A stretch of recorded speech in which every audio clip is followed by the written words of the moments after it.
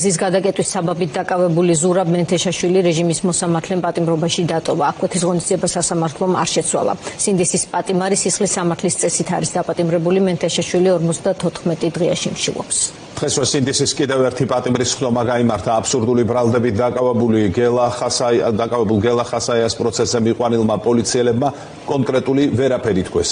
ეს ის სრულმოწმეები არიან, რომელთაც ხასაიას საქმეზე საგამოძიებო მოქმედებები ჩაატარეს, რასაც აქტივისტისა და პოლიტიკოსის დაპატიმრება მოჰყვა. თბილისის საქალაქო სასამართლო დღესაც მოვლენების ეპიცენტრი აღმოჩნდა. მთელი დღის განმავლობაში ერთმანეთის მიყოლებით პროევროპული აქციების მონაწილეების ხდომები მიმდინარეობდა. დაკავებული პირების მხარდასაჭერად მოქალაქეები დილიდან სხვადასხვა დარბაზთან შეიკრიბნენ. პირველი ხდომა მოსამართლე ირაკლი ხუსტივაძემ გახსნა. ბრალდებული გელა ხასაია, რომელსაც ჯგუფურ ძალადობას ედავებიან. მეგობრისა და თანამებრძოლის გასამხნეებლად პროცესზე ზურაბ ჯაფარიძე მივიდა, რომელიც ხასაიას დაკავებას მის პოლიტიკურ აქტიურობას უკავშირებს. გელა არის რა დაჭერილი მის გამო რომ აღიზიანებდა პოლიციელებს, აღიზიანებდა იმის გამო კი არა რაღაცა შეურაცხყოფას აყენებდა რაღაცა. უბრალოდ ხასიათი აქვს ეგეთი, რომ უსამართლობას ვერ იტანს და ყოველ ჯერზე როცა ხედავდა რომ პოლიციელი რაღაცა შაგრავს, ყველას ესარჩლებოდა. ეგ იყო და ეგ მეტი არაფერი და მაგის გამო რამდენჯერმე გააფრთხილეს კიდეც პოლიციელებმა, რომ დადგება დღე, როცა სისხლი დაგიჭერდა და უბრალოდ დაუდგეს ეს რაღაცა სცენა. ყავთ ვიღაცები მოყვანილი ლოცვები, რომლებსაც ბრალიც აღიარეს და ისინი გამოდიან გარეთ და გერას ადებენ ხელს და ვითომ გერამ ჩვენთან ერთად იჭყო და ჩვენთან ერთად ცემა ეს კაცი ეხა დღესაც მოყვანილი ყავდა გამომძიებელი, რომელიც დავით რას ლაპარაკობდა თვითონ არ იცოდა, ანუ ჩვენებას იძლეოდა, ოღონდ გონზე არ იყო რას ლაპარაკობდა, თან აღარცა ვარ პოლიციაში, საქართველოს ბანკში გადავედი. დღეს ბრალდების მხარის მოწმეები გამოკითხეს. გამომძიებლებს პროკურორის, ადვოკატისა და თავად ბრალდებულის კითხვებზე პასუხები უნდა გაეცათ, რაც უმეტეს შემთხვევაში უჭირდათ. პოლიციელებმა ჩატარებული საგამოძიებო მოქმედებების დეტალები და გარემოებები ვერ გაიხსენეს, რამაც საქმის აბსურდულობაზე დაცვის მხარეს ეჭვები კიდევ უფრო გაუმკარა. ხასაიას უფლებადამცველს მიაჩნია, რომ ყოველი ახალი მოწმე საქმეში მტკიცებულებების არარსებობას ადასტურებს. პროკურორი კი ამბობს, რომ მოწმეთა ჩვენებები ეჭვებს უსაფუძვლოს ხდის.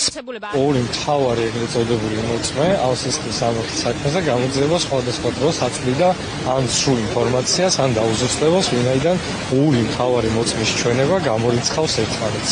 გამოძიებას რეაგირება არც ერთ შემთხვევაში არ მოუხდება. ბუნებრივია სასამართლო უკლებული იქნება შესაძლებლობას ორივე აღნიშნული ჩვენება გაიზიაროს და მას დააყნოს გადაწყვეტილება, რითაც ჩვენ შევძელით ამის დადასტურება ფაქტობრივად დღეს გამოძიების ჩვენებებით, რომ არც ერთი წარმოდგენილ მოწმეთაგან სანდო არ არის ის მე უპასუხეს ამომწურავად მათ მიერ დასმულ შეკითხვებს, გამომძიებელმა უპასუხა შეკითხვებს მათ მიერ ჩატარებულ საგამოძიებო მოქმედებებთან დაკავშირებით. ექსპერტმა მის მიერ შედგენილ დასკვნასთან დაკავშირებით და შემდეგი პროცესიდან ასევე გაგრძელდება მოწმეების დაკითხვა. დევლები დაიკითხნენ მათ მიერ შედგენილი ოქმების ირგვლივ, ანუ ჩატარებული საგამოძიებო მოქმედებების ირგვლივ. შესაბამისად, დაადასტურეს საქმის გარკვეული ფაქტობრივი გარემოებები და მათ მიერ შედგენილი ოქმების ისტორია. დღეს ვიასამართლებდნენ 61 წლის ზურაბ მენთეშაშვილს, რომელიც გზის გადაკეტვის ბრალდებით უკვე მეორე თვეა ციხეშია. იგი 54 დღეა პროტესტის უკიდურეს ფორმას მიმართავს და შიმშილობს. ჩემთვის პირადად შოკის მომურელი აღმოჩნდა, რომ ადამიანი, რომელიც 54 დღეა შიმშილობს, მაინც როგორი სიმტკიცით გამოვიდა სასამართლოზე და ეს არის ჩემგან ძალიან დიდ პატივისცემას, ჩემი ღრმა პატივისცემა ბატონ ზურაბს და მინდა ვთქვა, რომ სწორედ ესა ჩვენს ხელისუფლების მთავარ პრობლემას, რომ მათთვის ზურაბსნაირი ადამიანები, რომელსაც შეუძლიათ რაღაც იდეის გამო უკან არ დაიხიონ და შიმშილონ, მათთვის ესეთი ადამიანები გაცილებით უფრო დიდი პრობლემა არის და ამიტომაც თქვეს უარი მის გირავ გამოშვებაზე. მე ძალიან მინდა ვთქვა ზურაბს, რომ შეწყვიტა შიმშილობა, ხნერობას უსურვებს ზურაბს და ბოლოს აუცილებლად გავიმარჯვებთ. მენთეშაშვილი ერთადერთია, ვინც გზის გადაკეტვის საბაბით სისხლის სამართლის წესით დააკავეს. მას თავდაპირველად 5 დღიანი ადმინისტრაციული პატიმრობა შეუფარდეს. იზოლატორის დატოვებისთანავე კი ხელმეორედ უკვე სისხლის სამართლის კოდექსით აიყვანეს. ბრალდებულმა დაკავების მომენტი გაიხსენა, რის შემდეგაც კითხვები დაუსვა როგორც მოსამართლეს, ისე პროკურორსაც. თუ რაში ხედავდნენ ისინი საფრთხეს და რატომ გამოიყენეს დემონსტრანტის წინააღმდეგ აღკვეთი ღონისძიების უმკაცრესი ფორმა. მე ვეძებ და სულ იმის ძიებაში ვარ, თუ რაზე დაყრდნობით მიმება სისხლის სამართლის ბრალდება. აქედან გამომდინარე მივმართავდი პროკურორს, თუ რაში ხედავთ თქვენ სიმკაცრეს. რუსთაველზე დგომისთვის სავალ ნაწილზე და რაში გამოიხატება თქვენი ხედვით, ალბათ წელიწადს მოითხოვდით. ჯერჯერობით ვერ ხვდები რისთვის ან პირველად ან მეორე მანამდე ჯარიმებით. რატომ იქცევით, მე ვერ ვხედავ ჩემს თავს დამნაშავედ, იმიტომ რომ მშვიდობიანი პროტესტანტი დავდივარ რუსთაველზე. ხალხთან ერთად გვერდში დგომა მიხარია და თურმე ეს ყოფილა სისხლის სამართლის დარღვევა. იქნებ თქვენ მაინც ამიხსნათ, ამაში რას ხედავთ საშინელებას? აი ბოროტ მოქმედი. ამ კითხვებზე პროკურორს სხვა დემონსტრანტების საქმეების მსგავსად იდენტური პასუხები ჰქონდა. სახელმწიფო ბრალდების მთავარი არგუმენტი ახალი დანაშაულის ჩადენის და მიმალვის საფრთხეა. პროკურორს არ ეთანხმება დაცვის მხარე. იმ ფონზე, როდესაც საპროტესტო აქციებმა უკვე თითქმის ერთი თვეა ფორმები შეიცვალა და მოქალაქეები საფეხმავლო გზაზე აღარ გადადიან, ადვოკატს მიაშია, რომ სხვა გარემოებების გარდა მხოლოდ ეს არგუმენტიც კი სრულად აქარწყლებს ბრალდების მხარის პოზიციას.